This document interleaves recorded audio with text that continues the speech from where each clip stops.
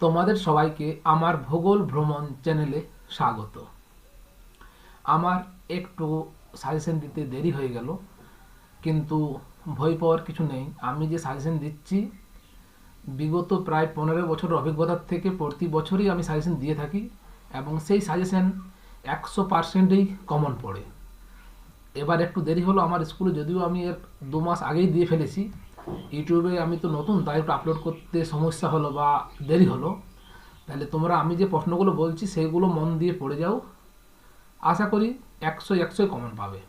দেখো, আমাদের 5 নম্বরের মোট 4টি প্রশ্ন করতে হয়, প্রশ্ন থাকে 8টা। আমি তোমাদের 10টা প্রশ্ন দিচ্ছি, এই 10টার মধ্য থেকেই তোমরা 4টা কি 6টা কমন পাবে। তাহলে দেখো, প্রথম প্রশ্ন, নদীর ক্ষয়কার্যের ফলে গঠিত 3টি ভূমিরূপ চিত্র সহ বর্ণনা করো, অথবা বায়ুর ক্ষয়কার্যের ফলে গঠিত 3টি ভূমিরূপ চিত্র সহ বর্ণনা করো। আমি আশা করছি এই দুটো প্রশ্নের মধ্যে এবার মাধ্যমিকে একটি প্রশ্ন পড়ে যাবে। নদীর ক্ষয়কার্যের ফলে গঠিত 3টি ভূমিরূপ চিত্র সহ বর্ণনা করো, অথবা বায়ুর ক্ষয়কার্যের ফলে গঠিত 3টি ভূমিরূপ চিত্র সহ বর্ণনা করো। এরপর দেখো, 2 নম্বর দিয়েছি, বায়ুমণ্ডলে উষ্ণতার তারতম্যের কারণগুলি ব্যাখ্যা করো। তার সাথে আরেকটি প্রশ্ন দিয়েছি, শৈলক্ষে বৃষ্টিপাত কিভাবে সংঘটিত হয় তা চিত্র সহ ব্যাখ্যা করো। আশা করছি এই দুটো প্রশ্নের মধ্যে একটি প্রশ্ন তোমাদের পড়বে। 3 নম্বর আছে, দেখো, সমুদ্র স্রোত সৃষ্টির কারণ বা নিয়ন্ত্রক সমূহ। যে কোনো কিছু দিতে পারে, বলতেই পারি সমুদ্র স্রোত সৃষ্টির কারণগুলি আলোচনা করো, অথবা সমুদ্র স্রোত সৃষ্টির নিয়ন্ত্রক সমূহ আলোচনা করো। উত্তর একটাই হবে। অথবা পড়তে পারে সমুদ্র স্রোতের প্রভাব বা ফলাফল। এখানে এই দুটো প্রশ্নের মধ্যে সমুদ্র স্রোত সৃষ্টির কারণ বা নিয়ন্ত্রক সমূহ অথবা সমুদ্র স্রোতের প্রভাব বা ফলাফল 100% নিশ্চিত একটা প্রশ্ন পড়বেই কমন। তাহলে তোমরা যদি এখানে 3টা প্রশ্ন, মানে 3 2 6টা যদি প্রশ্ন করো, তোমরা দুটো প্রশ্ন 100% শিওর যে কমন পেয়ে যাবে। এরপরে আসের অনুকূল প্রাকৃতিক পরিবেশের বিবরণ দাও, খুব ইম্পর্ট্যান্ট। যদি চা না পড়ে তাহলে পড়বে ইক্ষু। আমি আশা করছি চা ও ইক্ষু এই দুটির মধ্যে একটি পড়ে যাবে। তারপরেও যে হিসাবে এটা খুব সহজেই করা যায়, তার জন্য আমি অন্য দুটো অপশনও দিয়ে রাখলাম, কার্পাস ও ধান। তাহলে চা উৎপাদনের অনুকূল প্রাকৃতিক পরিবেশ অথবা ইক্ষু উৎপাদনের অনুকূল পরিবেশ, এই দুটোর মধ্যেই পড়ে যাবে, আমি সেই জন্য স্টার দিয়েছি। এরপর যদি কোনো কারণে বাই চান্স না পড়ে তাহলে কার্পাস ধান অল্প দেখে যাবে, হয়েছে। আমি দেখো যতগুলো স্টার দিয়েছি এগুলো হচ্ছে খুব বেশি ইম্পর্টেন্ট, যেগুলো স্টার দেওয়া আছে। এরপর রয়েছে কি, পূর্ব ও মধ্য ভারতের লৌহ ইস্পাত শিল্পের কেন্দ্রীয় ভবনের কারণগুলি আলোচনা করো, খুব ইম্পর্টেন্ট। যদি এটা না পড়ে তাহলে এটা পড়বেই, পশ্চিম ভারতে পেট্রোরসায়ন শিল্পের উন্নতির কারণ। কিন্তু গতবারে যে হিসাবে একটি নতুন শিল্প দিয়ে দিয়েছিল, তথ্য প্রযুক্তি শিল্প, তাই পশ্চিম ভারতে কার্পাস বয়ন শিল্পের উন্নতির কারণটিও দেখে যাবে। তাহলে দেখো এখানে যে 4 এবং 5, তাহলে এর মধ্যে তোমরা দুটো 5 নম্বরের পেয়ে যাবে, 100% কনফার্ম। এর বাইরে প্রশ্ন হবে না। তাহলে দেখা গেল কি যে আমাদের 1 2 3 4 5 এইখানে 10টা কি 11টা প্রশ্নের মধ্যেই তোমরা এবার মাধ্যমিক পরীক্ষায় 5 নম্বরে 4টি প্রশ্ন করতে পারবে। এরপর আমি তোমাদের আর বাড়তি কয়েকটি প্রশ্ন দিয়ে রেখেছি চেষ্টা না দিয়ে, কারণ কি বলো না, 5 নম্বরের প্রশ্ন অনেক সময় 3 নম্বরের পড়ে যায়, আবার অনেক সময় 3 নম্বরের প্রশ্নকে 5 নম্বর দিয়ে দেয়, তাই কিছু বাড়তি পড়ে যাওয়ার চেষ্টা করবে। যেমন কি দিয়েছি দেখো, বিশ্ব উষ্ণায়নের প্রভাব 3 নম্বরও পড়তে পারে। সেই সঙ্গে দিয়েছি ভূমধ্য সাগরীয় ও ক্রান্তীয় মৌসুমী জলবায়ুর বৈশিষ্ট্য। সেই সঙ্গে এখান থেকে 2 নম্বর পড়ে যেতে পারে, তার জন্য 5 নম্বরে দিয়ে রেখেছি বায়ু ও জলধারার মিলিত কার্যের ফলে গঠিত ভূমিরূপ, সেই সাথে নদীর সঞ্চয় কার্যের ফলে গঠিত ভূমিরূপ। 7 নম্বর আছে ভারতের পূর্ব ও পশ্চিম উপকূলের সমভূমির পার্থক্য, সেই সঙ্গে উত্তর ও দক্ষিণ ভারতের নদ নদীর পার্থক্য। 8 নম্বরে দিয়েছি, এটাও কিন্তু ইম্পর্টেন্ট, ভারতের জনসংখ্যার অসম বন্টনের কারণ বা জনঘনত্বের অসম বন্টনের কারণ। সেই সঙ্গে দিয়েছি পরিবহন ব্যবস্থার গুরুত্ব, 3 নম্বরও পড়তে পারে, 5ও পড়তে পারে। এবং সেই সঙ্গে আরেকটি দিয়েছি নগর গড়ে ওঠার কারণ। অর্থাৎ এখানে ওই শুধুমাত্র কি, যদি আমার প্রথম 10টা প্রশ্ন করি, 10টার মধ্য থেকে 4টা পেয়ে যাব। তারপরেও যদি কোনো কারণে বাই চান্স যদি না পড়ে, তার জন্য তোমরা 2-1টি প্রশ্ন দেখে রাখবে। তাহলে এই গেল 5 নাম্বার। 5 নাম্বারের জন্য 30-40টা বা 20টা প্রশ্ন করার দরকার হলো না, আমরা এখান থেকেই 5 নাম্বারের 4টি প্রশ্ন পেয়ে যাব। কারণ তোমাদের আমি বারে বারে বলছি যে আমার আজ 14-15 বছরের অভিজ্ঞতা, প্রতি বছর সাজেশন করি, প্রতি বছরই 100% কমন পাওয়া যায়। হয়তো আমি আগে ইউটিউবে ছিলাম না, যার ফলে তোমরা জানতে পারোনি।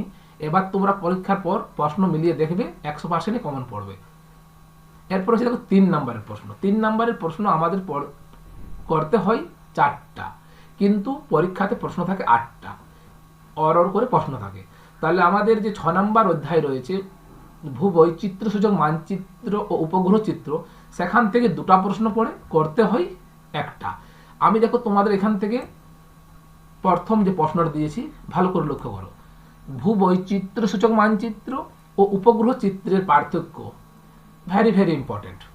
সেই সঙ্গে আরেকটি দিয়েছি ভূসমলয় ও সূর্য সমলয় উপগ্রহের মধ্যে পার্থক্য, বা এটা জিওস্টেশনারি ও সান সিনক্রোনাস উপগ্রহের মধ্যে পার্থক্য। এই দুটোর মধ্যে একটি 3 নাম্বার পড়বেই পড়বে। তারপরেও আমি আরও 2টো বাড়তি প্রশ্ন দিয়ে রেখেছি, কারণ এখান থেকে 2 নম্বর পড়ে যেতে পারে। তো ভূবৈচিত্র্য সূচক মানচিত্রে ব্যবহৃত বিভিন্ন ধরনের স্কেল, সেই সঙ্গে দূরবেদন ব্যবস্থার সুবিধা ও অসুবিধা বা গুরুত্ব। তোমরা এখান থেকে যদি 2-4টা প্রশ্ন করো, দুটোই 3 নাম্বার কমন পাবে, করতে হবে একটি। কিন্তু আমি তোমাদের বলবো যে 4টা প্রশ্ন পড়ে যাও, পরীক্ষাতে তোমরা শিওর একটি 3 নাম্বার কমন পাবে। এরপর দিয়েছি দেখো কি 4 নাম্বার অধ্যায় বর্জ্য ব্যবস্থাপনা বা বর্জ্য। প্রথমে দিয়েছি কি বর্জ্য ব্যবস্থাপনার প্রয়োজনীয়তা, যতগুলো স্টার দেওয়া আছে ওগুলো বেশি ইম্পর্টেন্ট। সেই সঙ্গে দিয়েছি পরিবেশের উপর বর্জ্যের 3টি প্রভাব। তারপর 4 নাম্বারে দিয়েছি দেখো জৈব ভঙ্গুর ও জৈব অভঙ্গুর বর্জ্যের পার্থক্য, সেই সঙ্গে বর্জ্য ব্যবস্থাপনায় শিক্ষার্থীদের ভূমিকা। আমার বিশ্বাস যে তোমরা এখান থেকে যে 2টো প্রশ্ন বললাম আমি 3 আর 4, দুটোই কমন পাবে। তারপরও আবার একটা বাড়তি প্রশ্ন দিয়ে রেখেছি, কারণ এখান থেকে 2 নম্বরের প্রশ্ন পড়ে বর্জ্যের শ্রেণী বিভাগ ও ফোরার পদ্ধতি। এই গেল 3 নাম্বার। তাহলে আমি এই 4টা প্রশ্ন করলেই 3 নাম্বার কমন পেয়ে যাচ্ছি। এরপর রয়েছে কি না আমাদের প্রথম অধ্যায় দ্বিতীয় অধ্যায় থেকে যে আমাদের 3 নম্বরের প্রশ্ন পড়ে 2টো, তার মধ্যে থেকে করতে হয় একটা। এই জায়গা থেকে কিছু বাড়তি প্রশ্ন করতে হয়, কারণ প্রতি বছর বিভিন্ন জায়গা থেকে দেওয়ার চেষ্টা করে। এই জায়গাটা খুব কমন পাওয়ার চান্স খুব কম, কিন্তু আমি যেগুলো দিয়েছি আশা করি এর বাইরে যাবে না। প্রথমে দিয়েছি 6 নম্বর দেখো মরু অঞ্চলে বায়ুর কার্যের প্রাধান্য দেখা যায় কেন। সঙ্গে দিয়েছি বারখান ও শিব বালিয়াড়ির পার্থক্য, বা তির্যক ও অনুদৈর্ঘ্য বালিয়াড়ির পার্থক্য। 7 নম্বর দিয়েছি মরু সম্প্রসারণের কারণ ও প্রতিরোধের উপায়, সেই সঙ্গে সুন্দরবন অঞ্চলে জলবায়ুর পরিবর্তনের প্রভাব। 8 দিয়েছি নদীর বহন কার্যের প্রক্রিয়া, 3টি প্রক্রিয়া, সেই সঙ্গে নদীর মোহনায় বদ্বীপ কেন গড়ে ওঠে। এটাকে পাল্টেও দিতে পারে, গাঙ্গেয় সমভূমি অঞ্চলে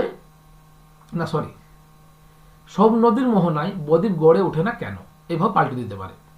এরপর দেখো 9 নম্বর দিয়েছি সমুদ্র বায়ু ও স্থলবায়ুর পার্থক্য, সেই সঙ্গে ঘূর্ণবাত ও পর্তিব ঘূর্ণবাতের পার্থক্য, সেই সঙ্গে ক্যাটাবেটিক ও অ্যানাবেটিক বায়ুর পার্থক্য।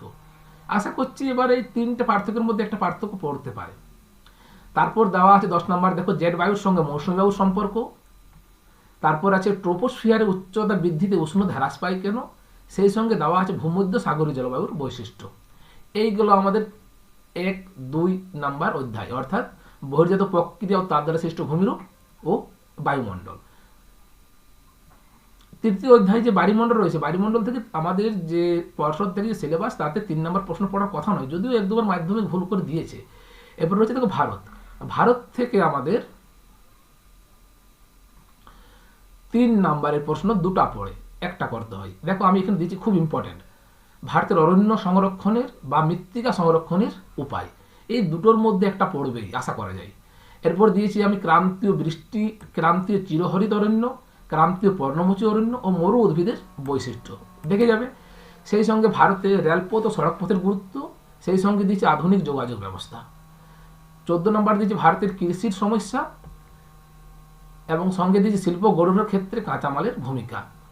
15 নম্বর দিয়েছি পূর্বঘাট ও পশ্চিমঘাট পর্বতের পার্থক্য। তোমরা যদি এই 15টা প্রশ্ন দেখে যাও, 4টা 3 নাম্বার কমন পেয়ে যাবে, মনে হয় না বাইরে কিছু পড়ার দরকার আছে। এরপর দেখো 2 নম্বরে সাজেশন হয় না, কিন্তু আমি বিগত 13-14 বছর ধরে দেখে যাচ্ছি যে আমি 2 নম্বর যেগুলো দিয়ে থাকি সেগুলোর মধ্যে থেকে 2 নম্বরও পড়ে যাই। তোমাদের 12টার মধ্যে 12টা পড়ে না, কিন্তু করতে হইতো 6টা, তাহলে সেই 6টা কিন্তু আমার সাজেশন থেকে কমন পড়ে যায়। তাই এবারও আমি 2 নম্বরের সাজেশন তোমাদের বানিয়েছি। দেখো 2 নম্বর অধ্যায় 1, অর্থাৎ প্রথম যে অধ্যায় রয়েছে, প্রথম অধ্যায় থেকে আমাদের 2টো প্রশ্ন পড়ে 2 নম্বরের, করতে হয় একটা। আমি তোমাদের দিয়েছি দেখো লোয়েস, ক্রেভাস মানে সব কাকে বলে বা কি? বার্গস্ট্রুন্ড, পর্যায়ন, জলবিভাজিকা, পাখির পায়ের মতো বদ্বীপ কীভাবে সৃষ্টি হয়, অপসারণ গর্ত কীভাবে সৃষ্টি হয়, হিমশৈল, প্রপাতকূপ, পাদদেশে হিমবাহ, পলল শঙ্কু, বারখান, ইনসেলবার্গ, ড্রামলিন,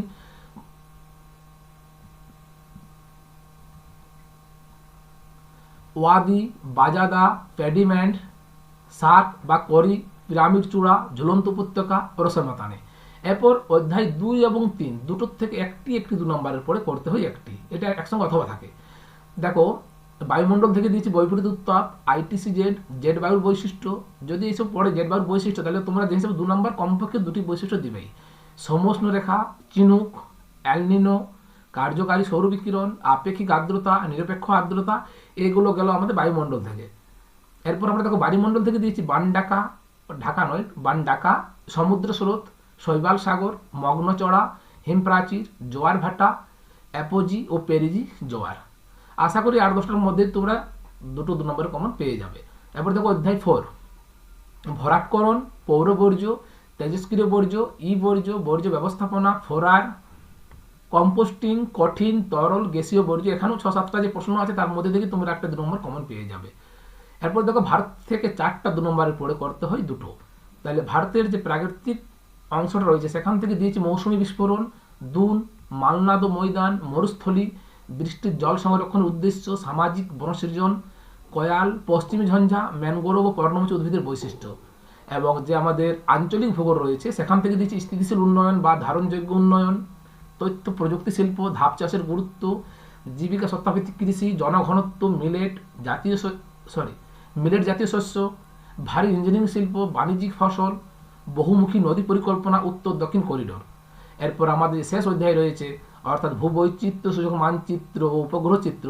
সেখান থেকে আমি মাত্র 7-8টি প্রশ্ন দিয়েছি। দেখো, ভূবৈচিত্র্য সূচক মানচিত্র কাকে বলে, এর 2টি ব্যবহার, উপগ্রহ চিত্র কাকে বলে, মিলিয়ন শীট কাকে বলে, দূর সংবেদন কাকে বলে, ভূবৈচিত্র্য সূচক মানচিত্রে আরএফ এর ব্যবহার, জিও স্টেশনের উপগ্রহ কাকে বলে।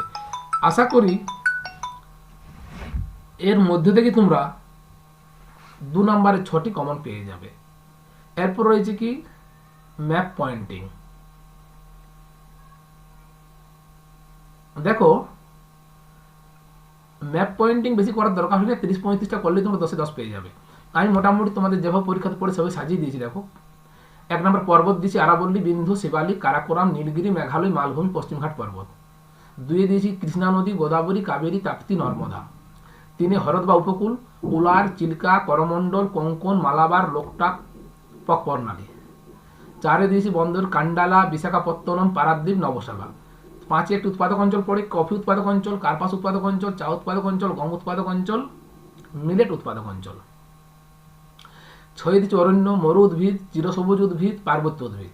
7-এ মৃত্তিকা, লবণাক্ত মৃত্তিকা, কৃষ্ণ মৃত্তিকা, মরু মৃত্তিকা, লোহিত মৃত্তিকা। শিল্প, লৌহ ইস্পাত শিল্প, তথ্য প্রযুক্তি শিল্প, জাহাজ নির্মাণ শিল্প, মোটরগাড়ি নির্মাণ শিল্প, পেট্রোরাসায়নিক শিল্প। 9 দিয়েছি মহানগর, কলকাতা, মুম্বাই, দিল্লি, চেন্নাই, ব্যাঙ্গালোর। এগুলো কেন দিয়েছি বলো না, এই যে আমি দিয়েছি না পর্বত, এই 7টা-8টা পর্বতের মধ্যে একটা পর্বত পড়বে। নদ নদী দেখো 5টা দিয়েছি, 5টার মধ্যে একটা পড়বে। হ্রদ উপকূল 6টা দিয়েছি, 7টার মধ্যে একটা পড়বে। বন্দর 4টা দিয়েছি, 4টার মধ্যে একটা পড়বে। উৎপাদক অঞ্চল 5টা দিয়েছি, 5টার মধ্যে একটা পড়বে। অরণ্য 3টা দিয়েছি, 3টার মধ্যে একটা পড়বে। মৃত্তিকা 4টা দিয়েছি, একটা পড়বে। শিল্প দেখো 5টা দিয়েছি, 5টার মধ্যে একটা পড়বে। মহানগর 5টা দিয়েছি, একটা পড়বে। এছাড়া কিছু গুরুত্বপূর্ণ স্থান রয়েছে, যেমন দেরাদুন, চিত্তরঞ্জন, কোয়েম্বাটুর, দুর্গাপুর, লাদাখ, গুরগাঁও, হলদিয়া, ইন্দিরা পয়েন্ট, রাজস্থান, থর মরুভূমি, শিলং, পশ্চিমঘাট পর্বতের পূর্ব ঢাল, দার্জিলিং, অসম। এগুলো কেন দিয়েছি বলো না, এটাকে ঘুরিয়েও প্রশ্নটা আমাদের পরীক্ষাতে পড়ে বা ডাইরেক্টও পড়তে পারে। যেমন ধরো, যদি আমি যেমন দিয়েছি সুন্দরবন, সুন্দরবন তোমাদের প্রশ্ন পড়তে পারে যে ভারতের একটি ম্যানগ্রোভ অরণ্য অথবা একটি লবণাক্ত মাটি, সুন্দরবন উত্তর হবে। দিল্লির ক্ষেত্রে উত্তর ভারতের বৃহত্তম মহানগর, বৃহত্তম আন্তর্জাতিক বিমানবন্দর, উত্তর হবে দিল্লি। দেরাদুন ভারতের মৃত্তিকা গবেষণাগার, অরণ্য গবেষণাগার। কলকাতা পূর্ব ভারতের মহানগর, নেতাজি সুভাষচন্দ্র বসু বিমানবন্দর, পূর্ব উপকূলের স্বাভাবিক বন্দর। এইভাবে তোমাদের দেখবে চেন্নাই যেমন দক্ষিণ ভারতের মহানগর, ভারতের ডেট্রয়েট, বেঙ্গালোর ভারতের সিলিকন ভ্যালি, বছরে দুবার বৃষ্টিপাতযুক্ত অঞ্চল মৌসিনরাম ভারতের সর্বাধিক বৃষ্টিবহুল অঞ্চল, শিলং হচ্ছে একটি বৃষ্টিচ্ছায় অঞ্চল, কোয়েম্বাটুর হচ্ছে দক্ষিণ ভারতের ম্যানচেস্টার, হাইটেক বন্দর হচ্ছে নবসেবা বা একটি প্রযুক্তি নির্ভর বন্দর, কান্ডাল শুল্কমুক্ত বন্দর, গুরগাঁও মোটর গাড়ি নির্মাণ কেন্দ্র, জামনগর ভারতের বৃহত্তম মোটর প্রসারণ কেন্দ্র। এইভাবে তোমাদের আশা করি এর বাইরে কোনো প্রশ্ন হবে না।